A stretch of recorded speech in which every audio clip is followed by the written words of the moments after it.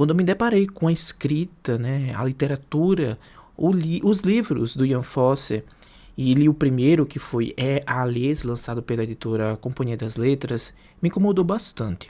Ganhando no Nobel de Literatura 2023, então eu li no mesmo dia em que ele ganhou, quando foi anunciado, eu comecei a ler e li a Alice, fiz inclusive vídeo aqui no canal, vou deixar aqui linkado nos cards. Eu achei um livro muito incômodo, mas ao mesmo tempo muito interessante, enigmático, misterioso. Ele tem suas particularidades, né? Tem seus altos e baixos, na minha opinião, mas é um livro muito bom. E aí me incomodou bastante com as suas repetições, com diversos outros rearranjos, né, que ele traz em sua literatura. Mas eu fui me adaptando e no fim das contas eu gostei bastante da experiência. É algo bem diferente do que eu já tinha lido antes. E aí a editora Fósforo acabou de me enviar Brancura, o novo livro, né, do Ian Fosse. Eles acabaram de lançar aqui no Brasil. É uma novelinha de 64 páginas. E, gente, eu me surpreendi demais. E uma coisa eu digo a vocês, eu gostei mais do que a Alice. Vamos lá. No vídeo de hoje, vamos conversar sobre Brancura, do Ian Fosse, ganhador do Nobel de Literatura de 2023. Vamos lá? O Ian Fosse tem esse incômodo, né? Ele traz esse incômodo para os leitores, principalmente por causa da sua repetição.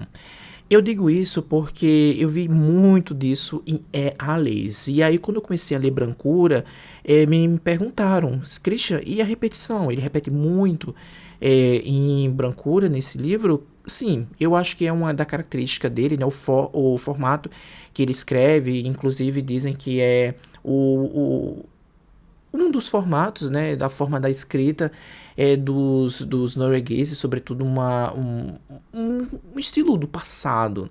Então ele faz muito dessas características, né, em suas obras. E é bem interessante porque isso mimetiza muito a oralidade. É como se você estivesse ouvindo a história de alguém ao seu lado. E o livro Brancura, ele traz uma história em primeira pessoa. Aqui vai contar a história de um homem que não é mencionado em nenhum momento o seu nome.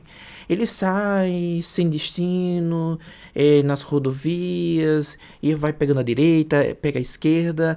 Quando a gente começa a ler esses movimentos, parece de fato que estamos em movimento. Ele diz, eu vou pegar a esquerda, vou pegar a direita, não, vou pegar agora a direita, vou pegar a esquerda. E aí dá aquela sensação de movimento por causa da sua escrita e esse jeito que mimetiza um pouco a oralidade. E aí ele entra numa rua, basicamente nessa rodovia, né? Ele entra à esquerda ou à direita. Aí parece que ele vai para um lugar que tem uma rua fechada, uma coisa assim, um lugar bem inóspito. Primeiro, tá um momento muito frio. É muito estranho, o clima, aquele clima de inverno bem rigoroso na Noruega. E aí o carro dele fica atolado lá, fica preso e começa a esfriar. E começa a noite cair e começa a nevar. E a brancura vai tomando conta de tudo, né? O certo mesmo era ele ficar no carro, com o carro ligado, ficar ali com o aquecedor. O certo era isso, era o mais racional. É isso que ele devia fazer, ficar ali no carro esperando o clima amenizar ou amanhecer para que ele consiga ajuda. Primeiro antes dele pensar tudo isso, né, ele sai do carro para dar uma olhada ao redor, não encontra nada, não encontra ninguém. E ele conversa com si mesmo sobre isso, não tem ninguém aqui, só tem uma cabana. E essa cabana que ele viu muito distante, aparentemente não tem ninguém, está desfiorada, abandonada, aquela coisa toda, né? Mas ele volta para o carro, fica lá um bom tempo, aquecido, mas ele resolve sair do carro e se aventurar.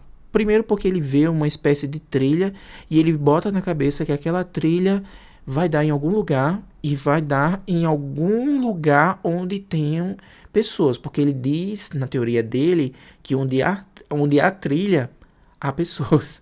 E aí ele se envereda nessa trilha, nessa floresta escura, porque já está à noite, nevando, muito escuro, a brancura tomando conta, então ele se perde. Nesse movimento todo é muito interessante, porque ao se perder, ele observa ao redor e vê tudo branco, porque quando você observa nesses momentos assim de aflição e tá tudo branco, é como se tudo fosse igual. Com o tempo ele tá ali pensando, pensando, pensa em tudo, né? Ele começa a ver uma luz ao fundo.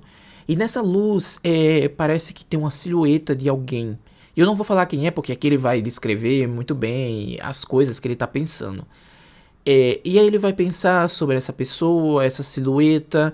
A gente fica meio intrigado em tudo que ele tá falando ali, porque a gente não sabe se de fato é a imaginação dele, é realidade, há um mistério ali.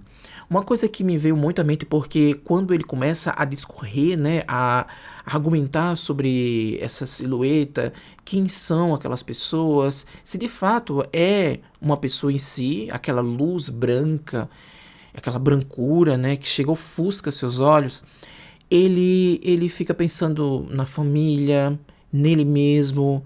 E isso me lembrou exatamente um livro que, inclusive, o Ian Fosse é muito comparado a ele, que é o Samuel Beckett.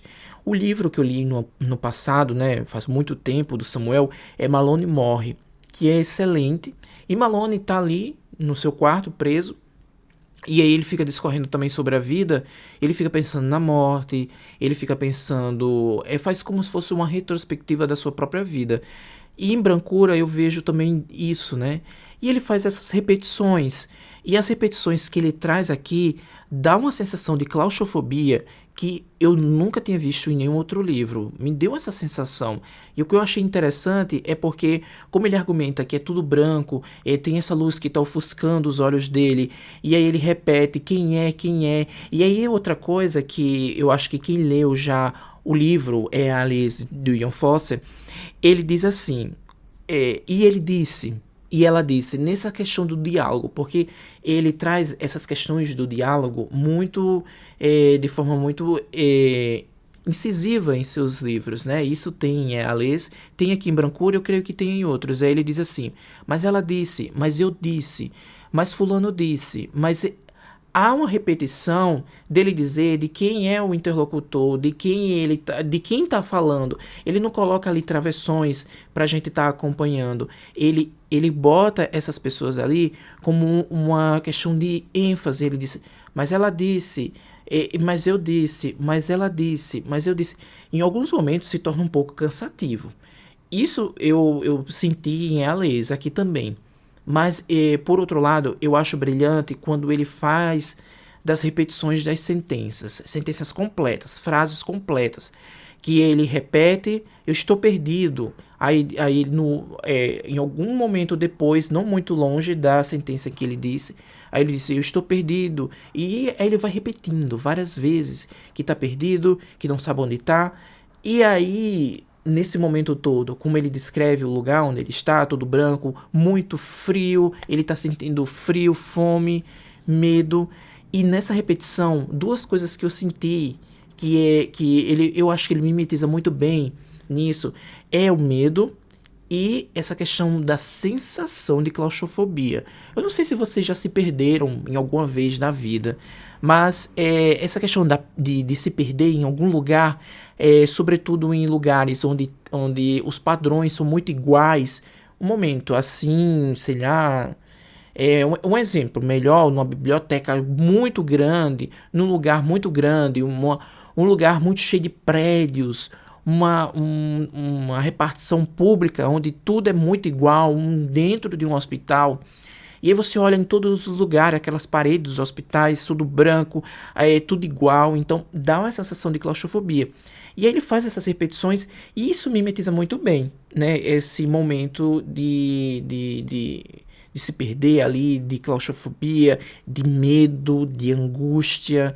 É um livro que também traz muito do sensorial, aos medos que o protagonista tem, nós temos também. Eu não entendo, até agora, eu estava tentando, antes de gravar esse vídeo, pensar o motivo que ele não mencionou o próprio nome. Mas, enfim, minhas teorias malucas, né? Tenho várias teorias sobre isso, mas tudo infundada. Mas um momento aqui que muito me chamou a atenção é essa questão da construção desse personagem ali dentro, dos seus medos, do seu passado. Quando ele menciona as pessoas que teoricamente aparecem ali na silhueta dessas luzes, né? É como se fosse traumas, não sei. Ou me veio à mente traumas do passado, coisas mal resolvidas que ele não resolveu com essas pessoas. Dá uma sensação que essas pessoas que ele visualiza ali naquela silhueta das luzes, é como se essas pessoas já tivessem partido, já tivessem ido embora. E aí eu não sei se de fato o personagem estaria morrendo e aí ele vendo essas pessoas, ou seria de fato o personagem ali tá vivo mesmo, sendo que ele tem aquele momento que ele não sabe se vai morrer, e aí ele tem esse momento de catarse ali, em que ele pensa que vai morrer a qualquer momento, mas ele precisa resolver a vida dele com... Ele precisa resolver alguns temas e alguns assuntos mal resolvidos com os familiares dele, com algumas pessoas que ele consegue visualizar ali nessa brancura dessas luzes que essa silhueta transparece ali. Eu achei genial. Eu gostei muito mais do que Alice, porque traz muito da metáfora, sabe? E eu acho que eu tô ficando curioso um pouco mais. Eu estava bastante curioso no final de Alice para saber um pouco mais das propostas, né, do que traz nos livros do Ian Fosse. E aí esse brancura me encheu mais ainda os olhos, e eu estou muito mais curioso agora. Eu quero saber mais do que esse autor traz, quais os temas. Aqui eu vejo muito disso, né, de coisas mal resolvidas, conflitos ali dele mesmo, conflitos internos que não foram resolvidos. Então tem esse diálogo, é um monólogo, né, dele mesmo. Então é maravilhoso. E como eu disse a vocês, isso me lembra muito o Malone Morre do Samuel Beckett, porque é exatamente isso. O Malone, ele tem essa questão do seu monólogo, e ele acha que vai morrer a qualquer momento. Então ele faz um discurso para si mesmo, como se queresse resolver assuntos mal resolvidos do passado. Gente, é brilhante. Eu gostei bastante. É isso. Essa foi minha síntese do que eu senti sobre esse livro, Brancura. E é isso. Espero que vocês tenham gostado. Se gostou, dá o like. Se não está inscrito no canal, se inscreve. Porque se você não se inscrever, eu vou aí puxar seu pé. Tá bom? É isso. Espero que vocês fiquem bem. Até mais. Tchau.